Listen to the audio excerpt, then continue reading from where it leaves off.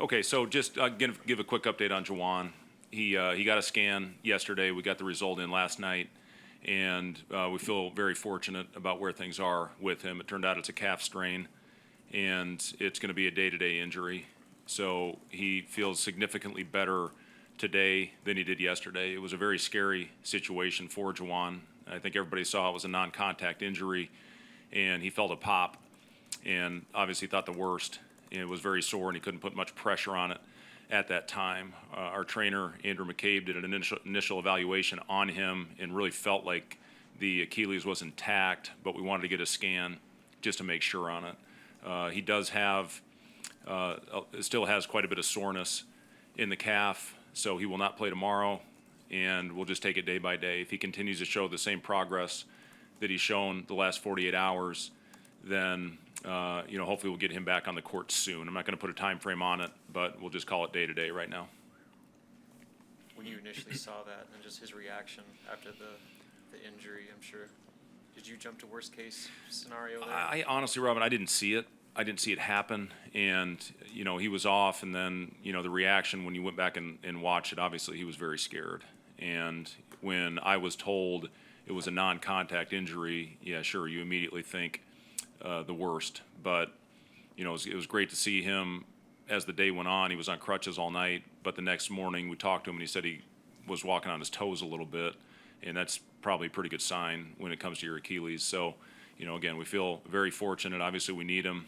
I think it might have been a different outcome had we had Juwan down the stretch the other night. We didn't, so who knows. But Juwan is a very important part of our team, and we hope to get him back on the court soon. For tomorrow and however long that he might be out, it seems like probably the most difficult guy to replace was just one player. I guess, how do you go about filling all the voids that he leaves in his absence? Yeah, I mean, it's going to be, you said it best, Robin, it's not going to be one guy. We're going to have to, it's going to be by committee with replacing what Juwan gives us. Obviously, we're going to have lineups out there where we're big. Rink and Joe have played together, especially early in the season when Juwan was out, significant minutes together.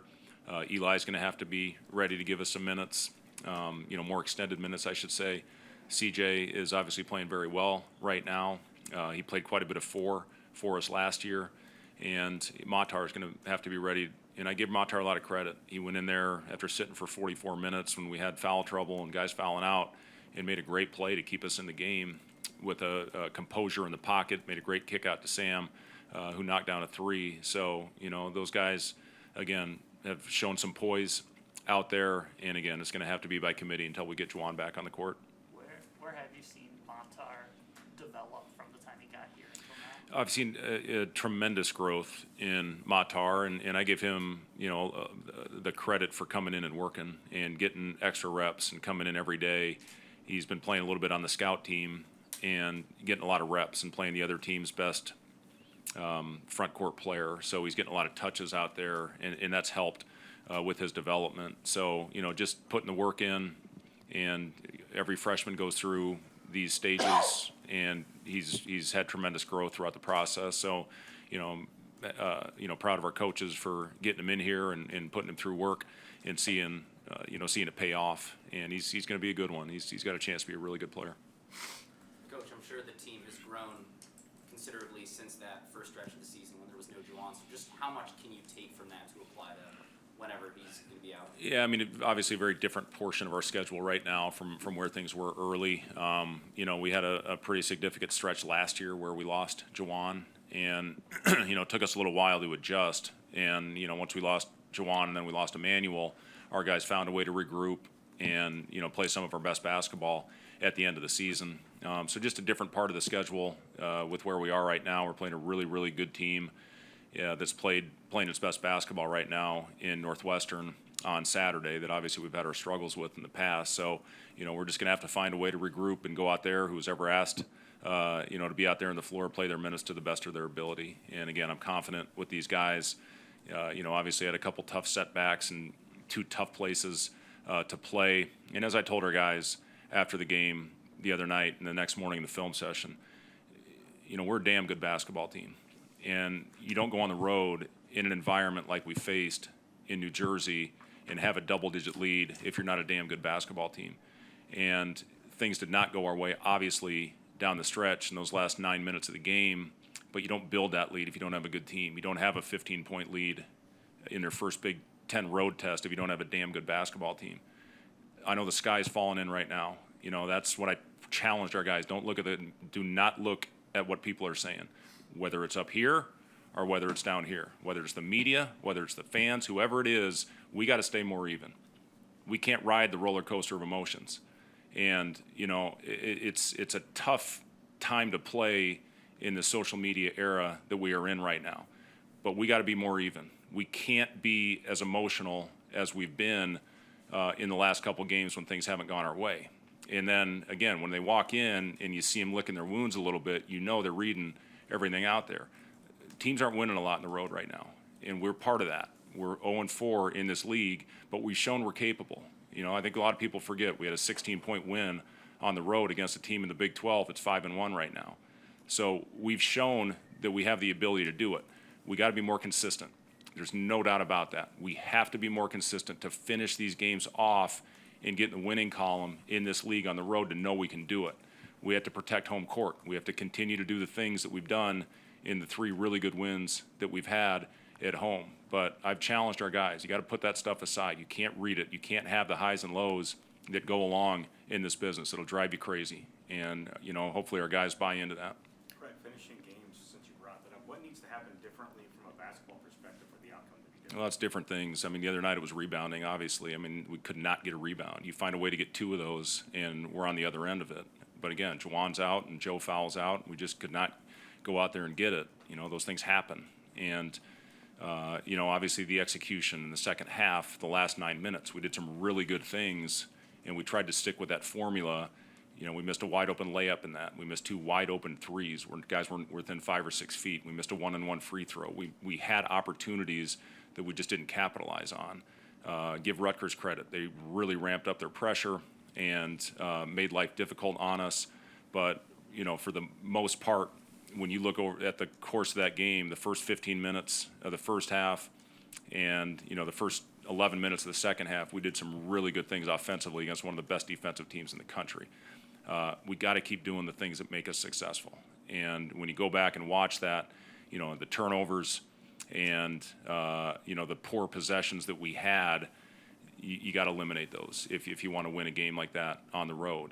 You know, we had a 12-point lead, and we just threw the ball right to them. We had the ball to hopefully go up 14 on a 2-on-1 advantage, and we threw the ball right to them. They come down, hit a 3, now it's 9. Now it's manageable, especially in a road game. So it's just those mistakes that are being made. We got to eliminate, especially the unforced ones, and then you can start winning those games.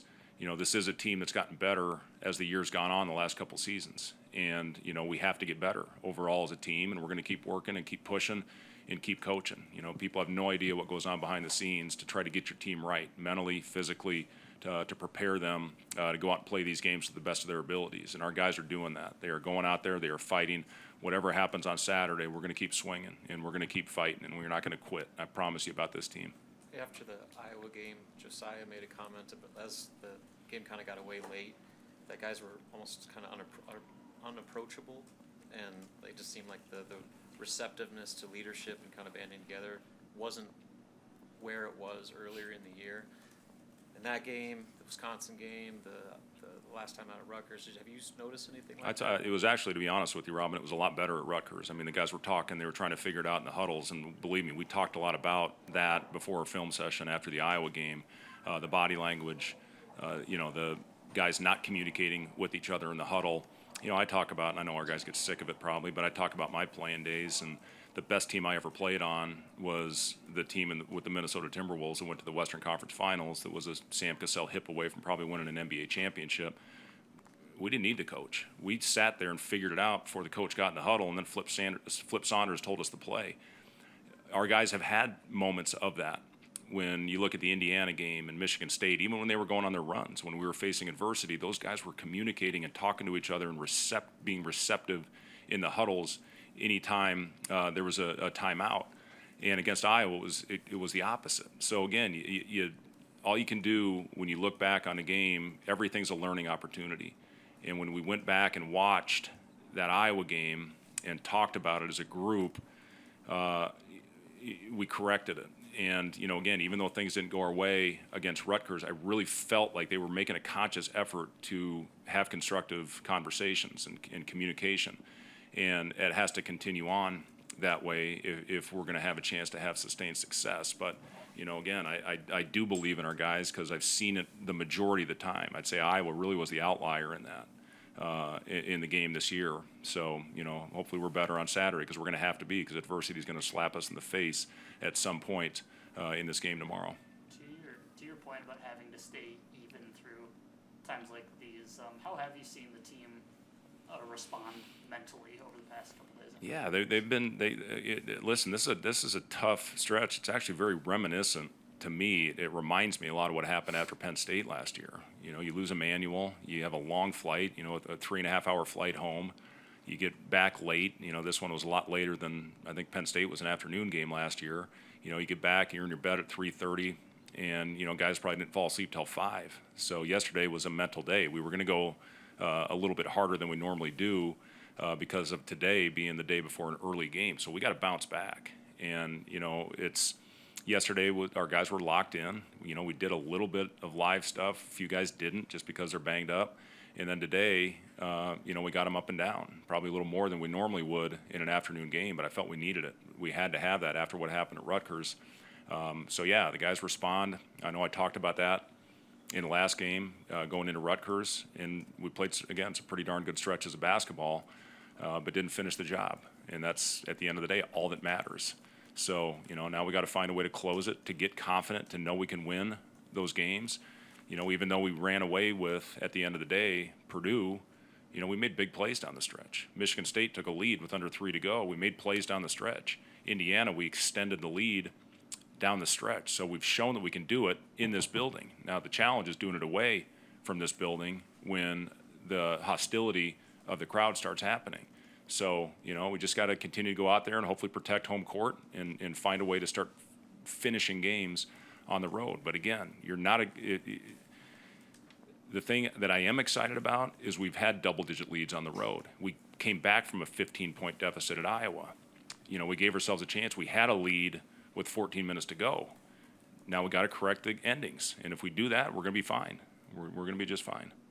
Just besides Garden, Boo Buie, what are the keys against Northwestern? Yeah, they're so good. They're so smart. Chris does a hell of a job with this team. Boo Buie is, in my opinion, top 5 point guard in the country. And just his ability, he shoots that floater from 16, 17 feet like it's nothing.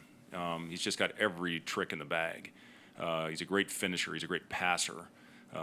Nicholson's top 50 in the country in offensive efficiency because of Boo Buie, because Boo Buie's getting them lobs and dunks and dump-offs.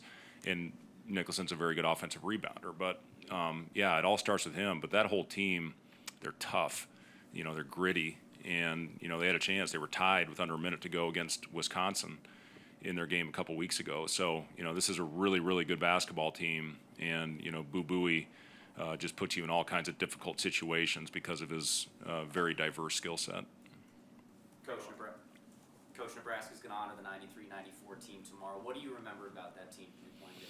Yeah, that's why I was late coming in here because I was talking to a lot of those guys out there. It was a special team. They whooped us twice that year when I was at Iowa State, and they had everything. Pajkowski was the go-to guy. He was so hard to guard. Jerron Boone was so good with the ball in his hands. Eric Strickland with his toughness and his ability to shoot.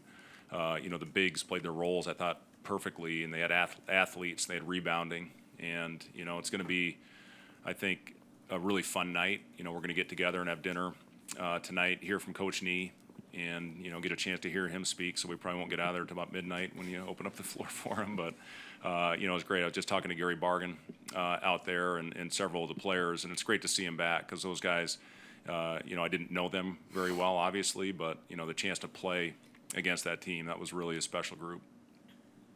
Coach Nee, what do you think, Fred, that he means to where this program is at today? And Say it again. what are your impressions of Coach Nee and what he means to this program as a whole? Yeah, Coach Nee did a home visit with me in Ames, and he was a hard guy to say no to. And I think when you look at the talent that he brought in to Lincoln, it shows why he had the best stretch of basketball in the history of the program. And he was on my radio show, it's probably 3 weeks ago now, I guess, and Greg Sharp asked one question, and then he just went on for a half an hour. It was great to hear him, because I caught up with him a few times over the years, but just to be able to sit there, I tried to interject once or twice, and I just like, you know what, I'm just gonna let Coach go. But yeah, he's meant a lot to this program. I mean, some of the best seasons, obviously, in the history of the program. So he's going to get a great ovation. He deserves it, and it'll be great to have him back in Lincoln. Thank you. Over there.